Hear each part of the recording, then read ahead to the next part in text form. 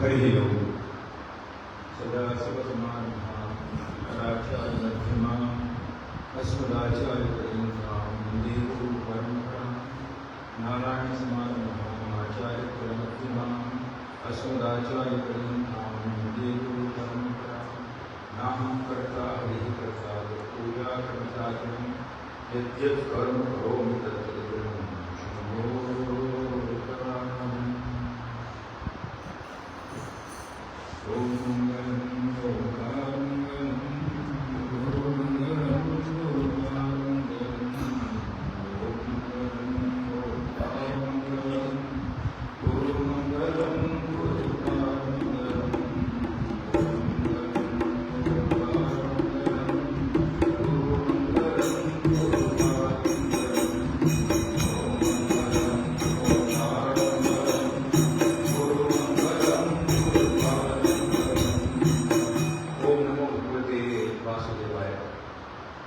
ओम नमो भगवते शिवानंदाय, ओम नमो भगवते चिदानंदाय, ओम नमो भगवते कृष्णानंदाय, ओम नमः शिवाय, ओम नमो Narayan. We invoke the sacred holy presence of our Guru Vari, Swami Sivanand Dave Maharaj, who is ever present, not just in this Samadhi shrine, but he is called pervading spirit. May that spirit be invoked in our heart. May we ever remember and may we ever become worthy of receiving his omnipresent divine grace. At the outset, celebrations and pranams to President Maharaj, all other respected saints and all radiant immortal present in this beautiful reception hall. It was God displaying the opportunity, the grace of the NR saints, I will call it. That's how many I thought, that it's simply you can make it in sharing today. So I also pay obeisance and loving remembrance to the NR saints, whose grace has come to me through this Anashi. I was wondering what topic we can deliberate today. And it struck to me that a few days back only, on 21st of June, the world celebrated International Yoga Day. And that was a proposal which was instituted in the United Nations by our Prime Minister and upheld by all countries world over without any opposition, which very clearly emphasizes the universal importance of yoga, not yoga as commonly say. So I was always trying to think in my mind, how does this yoga, connect with the religion and spirituality? Because religion and spirituality are the subjects which we very often talk about. So, if you talk of the religion, ultimately it is also a way to Godhead. And if we say yoga also, we just have to say that also actually oneness with the divine.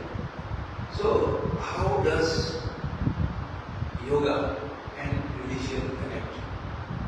And we would also like to see how does religion and spirituality connect, and where these three intersect. So one of the very, very inspiring articles of Guru Maharaj, Swami Jayant Dave Maharaj, I read once. And then he had mentioned, that first I was searching myself. And by God's grace, that kind of link came to me. That yoga infuses life in religion when it is bogged down by rituals and other things and loses its core spirituality. So in one line, if we say, yoga is a vital link between religion and spirituality. And yoga infuses life in religion when it is bogged down by these traditions and rituals. That's the premise on which Worshipful Swami Maharaj gave the whole right. We start with that, this time to think, what is a religion? So religion is not the correct translation of dharma, because dharma has got very elaborate meaning. And dharma is something to higher the dharma. So the Brahman can also be called as a dharma. So dharma has got a very elaborate meaning. But for some practical reasons, let us consider that religion is an acceptable translation, although it is not included to that. But let us understand what religion is understood today. What does it comprise of? So religion has basically three components. The first is philosophy, or the core teaching. Who is Supreme Reality? By whatever name we call it. How am I connected with that Supreme Reality? How am I connected to this Jagat? And what is the ultimate goal of life? This is what is called as a core value of religion or philosophy of religion. And we may say this is the why of a religion, correct? Because in normal management terms we put like this. So it's a why of religion. So why religion? Then the answer is this philosophy. And if we think in terms of Sivanand Vedic Dharma, we can say the end of the Vedas, which is the God's own creation, God's own gift to mankind. The end part of that, what we call as Upanishad or the Vedanta, which in a broadest sense we can take it as a philosophy, which stands for the unity of the individual self with the universal self. What is called as Brahman Naikya is Brahman Naikya or Sarvatma. So that is the highest core value. Whatever today also caused by the fertilization also, it means that. The other thing is there are moral stories. Because religion, core value, philosophical values are sometimes abstract. And many people may not be able to go to the metaphysics part of it and be able to understand that. The same philosophical essential truths are based in simple moral stories. And we see the Puranas also. And there is nothing in Puranas which is not there in Upanishads. So it is just another version of that, put in terms of moral stories, whereby everybody can get the core essence. Nobody should be left out. So when they last see, we just organize the whole of Vedas. And ultimately, Brahma Sutra also they gave Mahabharata. And finally, he composed that 18 Puranas, Mahabharata Purana. That is considered the important part, and that is called moral stories. And third part is rituals and practices. So how does one go about it? So core philosophy is something like why of a religion, moral stories, and so-called people deliberately call mythology. It's not exactly the mythology, but that's how people call it. So that moral stories is the watch of religion. And the rituals and practices are the how of religion. How does one go about it? So these are the three components. The whole premise of this particular message which Swamiji has given is that ultimately the core value of religion is spirituality. Even Swami Vivekananda also said that religion is a shell in which spirituality grows. Sivanand Swamiji Maharaj had a very, very deep way of talking. And whenever people talk of religions, people think it is very impractical and never happens like that. We see it not happening actually also for various reasons. And he had a very simple way of explaining that mankind is one, biological, if you consider. And the destination to which all mankind wants to go is one, by whatever name, by whatever form we consider. So if the starting point and the end point are same, the path that to do has to be same. Maybe we can take different routes to connect two points via several routes and then reach the destination. So his conviction was this, that every religion ultimately will lead to that Godhead. And even if you consider all the religions, in one way or the other, see whatever concept or understanding they may have about the supreme reality, they may call Jehovah, they may call Father in the heaven, or whatever name, or Allah, but ultimately there is a very specific understanding in everybody's mind about what the supreme reality is. And my religion is a way wherever I can go. So the spirituality is the core value.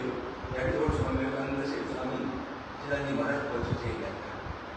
And Swami Vivekananda also said, very popular thing everybody knows, that each soul is potentially divine, and manifestation of that divinity is spiritual. He also used to say manifestation of perfection is education. That's the other thing. So we have said something about what the religion is, and we understood the core value is that to be able to attain to the supreme Godhead. People, some religion may think it is above the sky, somewhere else. Sanatana Dharma is much, much broader. You will say that it is everywhere, within the self, within the nature, within all the being. There is one very fine particular quotation displayed in this particular ashram also. That one who feels the presence of that Brahman, the God, within himself, within nature, and within all things. That is the ultimate universe. So that is all about religion. Our spiritual genius Krishnanand Swamiji Maharaj also said that religion is not a set of rules. Although we say three parts, but his vision is, it is not a set of rules,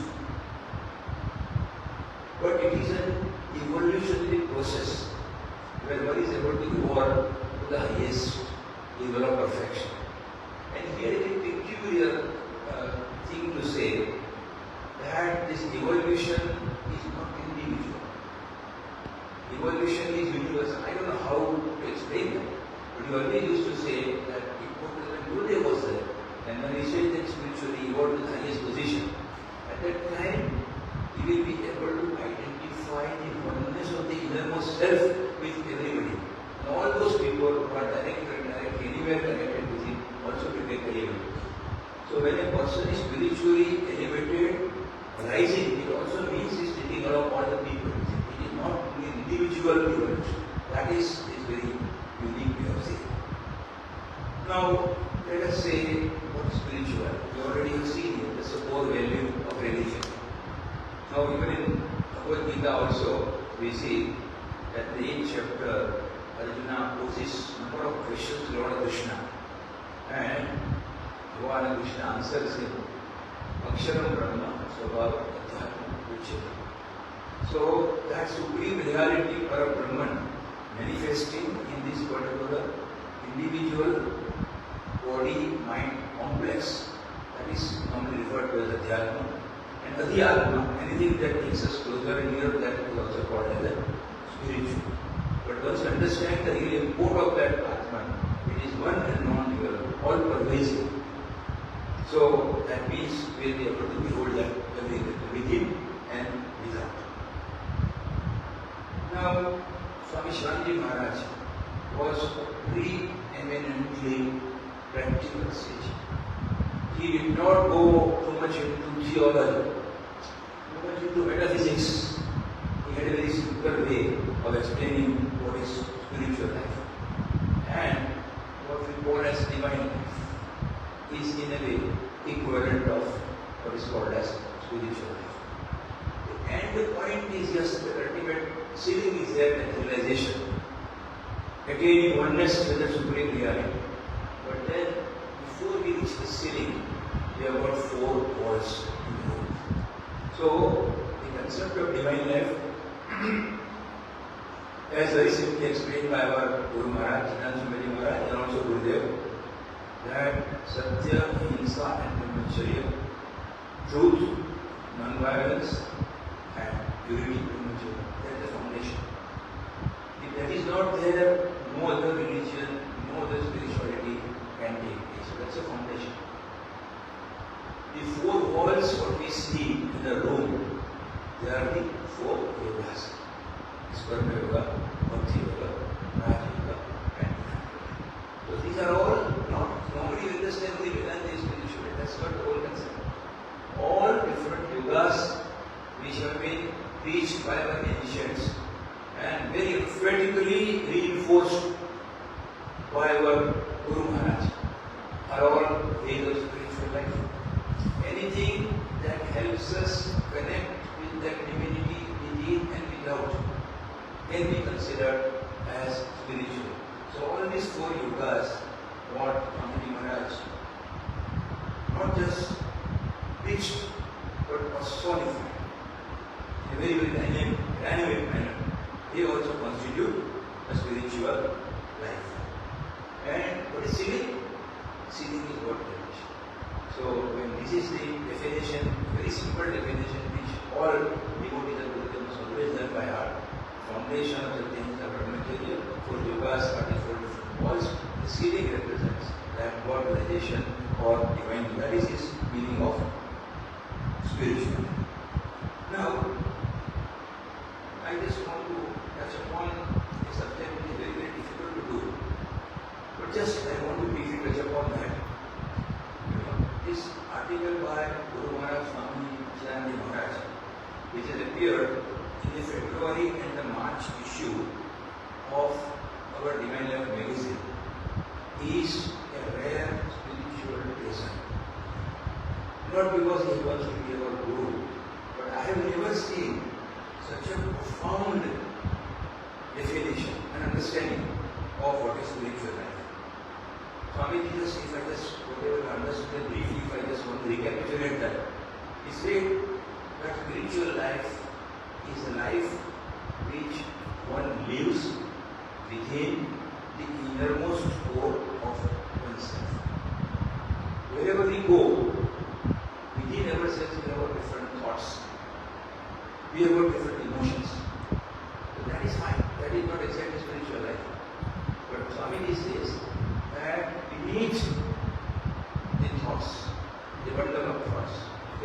emotions. There is innermost self, Parabrahman, God Himself in the body. And that is why the Vedanta says that Jiva is Brahman, which is not the Karya of the body. Paramatma Himself manifests in this particular physical frame. And any life which is in recognition, in awareness of that center. Even here, there is also a good quote of Swamiji Maharaj. We are not just a creature of time, total spark of divinity. Just near the end, that particular very good quotation is there. So that means once you understand Avimanshu Jiva Loka Gandhi, it is not Amsha also. But for some reasons it is explained like that. So if you understand, if you realize that I am the ray of the sun, I am the wave of the ocean. So in that state, innermost self, which is called Satchitanand, Satyananandam, in that state if I reside, I be myself, nothing else. That is what is called as spiritual. Next he says, communing between you and in which you abide. So what is this communion? Communion means communication, vachi. So what is this communion is talking about? So there is one true self, that is called Atman. And that very, there are no two self. In Hindu Upanishad we see two words example. There are no two words actually.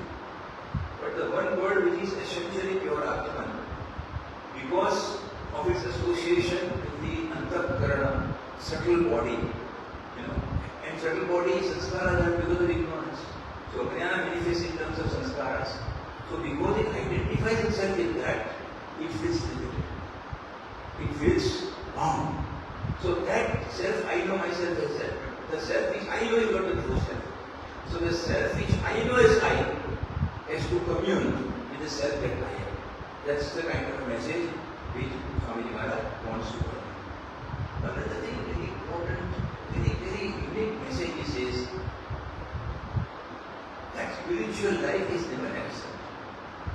We think that we have to live spiritual life, we have to struggle for that. He says spiritual life is never absent. It is not drudgery. Drudgery is something which is measured hardly. So it is not drudgery also. So what is that? You have not to strive for that. We think that we will strive hard for living spiritually. He says you have to strive for that spiritual life also. Only thing is by constant awareness of ourselves is within. We be aware of who we are. So that awareness, awakened awareness, is spiritual. So there is no extra effort required, only that state of awareness with that divinity. That is divine. And Swami said to me other things also, it is just like a rock. Anything completely reading will go back. Nothing can change that. It is unchangeable. This Guru Buddhist also says, that Satyam and truth doesn't live like that. So he says that is what you are. Then what has happened now? What's the problem? Then he says that innermost self which we are, which is normally understood as absolute consciousness, divine consciousness, cosmic consciousness, has allowed itself to be conditioned. That's what it says. Has allowed itself to be conditioned. So the spiritual consciousness has become psychological consciousness, physical consciousness, pranic consciousness. So that is the problem that you allow it. And that is because of Antahkarana. Sanskaras are not pure enough. You are not able to reflect that reality in a true sense. So we perceive it in a perverted way. And that is why that absolute consciousness is manifesting in us in form of this perverted consciousness. So he said this conditioning is taken place. So what is the remedy now? So he says that if this conditioning can be deconditioned, what we constantly avoid and think ourselves as this body, mind, intellect like that. So there has to be reversal of the process. Even in that God as Mother also Swamiji says that Vidya Maya, not the Vidya Maya. So here he says that meditation is the remedy. Meditation is the remedy for that. So not just in the morning, afternoon and in the evening, but at any point of time, whenever they have got the opportunity to You sit quiet, close the eyes, take the Lord's name, immediately pranayama, ultimately trying to attune ourselves with the innermost self. That is an antidote. And Swamiji says that very interestingly explains, that once we identify itself in that, he says how that we dissociate from the body, mind and intellect. He says let the body do its function. Let the mind perform its function. He also explains this triple vector in some of his other books also. Let the intellect work in its own way. They are performing their dharma. What's the problem? You perform your dharma. So our dharma is not to be conditioned by these projections of body, mind, intellect, but be what we are. Abide in that real innermost self that we have. And we read about that Atma-tattva in so many different Upanishads, and they say that is Prapancho Advaitam, Shantam, Shivam. So many ways it is there. So once you commune with that sense of love, joy, and peace will divine. And finally he says that be yourself, be divine, be Satchidananda, let body does whatever it wants to do, let mind do whatever it wants to do. But you be yourself. And finally he concludes so beautifully saying that just as breath is natural to the body, because we just can't live without breath, let us see thanks for the breath. Let the thoughts be natural to mind. Let it is its function, it is meant for it. So let the mind do that job. But as the Atman that you are, let meditation be natural. So meditation is something which is not so natural. But he says just as breath is natural to the body, it does, you don't know how much will happen. Mind also keeps on thinking, intellect keeps on determining. But here he says that let that meditation be natural. That people sometimes they call it samadhi. The great soul just sitting, also they don't do celebrate meditation. So the message that we can take from here is that this meditation is something which we must make it a part and parcel of our life, in whichever way put there is that. There are so many other techniques in yoga, in Vedanta also. We can take whatever the West and proceed in that. Now we come to the core subject which we started. How is the yoga going to help in this case? How yoga connects? Because typically these are all Latin terms. They can't be completely differentiated. But we are just trying to analyze what religion is, what is spirituality, that's core value. And yoga is something different from that. Because yoga is a part of religion, yoga is a part of spirituality. But generally yoga is understood more in terms of Raja Yoga, which is propounded by Patanjali Ashram. Now, there are different definitions of yoga also. In Bhagavad Gita also, many things are there. Just we take two definitions, Samatvam and Yoga. So that Samatvam means what? Samatvam is evenness of mind. That steadiness of mind. So that there are dualities in life, and whenever we have the duality between that, if I are able to equalize the mind, that is what is Samatvam. But Samatvam is not Samadarshina. That is why also the universal prayer, the equal vision and balanced mind. So balanced mind is a prerequisite to equalization. If the mind is not balanced, it will always be lost here and there. It can never function in the higher self. So equal vision and balanced mind is said. So equal vision is the end product. Balanced mind is the prerequisite. And that is what is exactly meant by Sivanand Ashram. And Yoga Karma Sukosha, more management people say that you do work very skillfully, very deftly, you do efficiently. That's not the real meaning. The real meaning is that we carry out our works in a very detached way. Even though we are very actively engaged in the pursuit of our duty, very faithfully we are doing, still, we should remain connected with divinity inside, and we should not listen to devotion. Here again, Worshipful Swamiji Maharaj always give a very nice explanation. That people say that we have a lot of jobs to do, we are doing professional life, and how do we do that? We always say that just as a doctor is working, and he will see 100 patients also. So, in the innermost consciousness of him, he has got some idea of every patient. If a lawyer is handling 100 cases, he has some idea about that case. Any given time you ask, he will connect. And he will immediately come to report that. You won't have to make very big effort because they don't make mistakes also. So, what he explained was that human man, your find in any particular job which you do sincerely, a small part of your life, maybe 1%, 2%, 10%, depending upon our preparedness, is involuntarily connected with their life. That is the lovely message he said. So it is not that when we are doing something, we are not connected with the divine. If we make a progress like that, he says that whatever you are doing, a small part of your mind is always can be connected to divine. So that's the meaning of that yoga, which all we know. And yoga, as everybody knows, is the innermost, is an ascent to divinity. Ascent and means to God realization or God experience. Illumined experience, various definitions are there.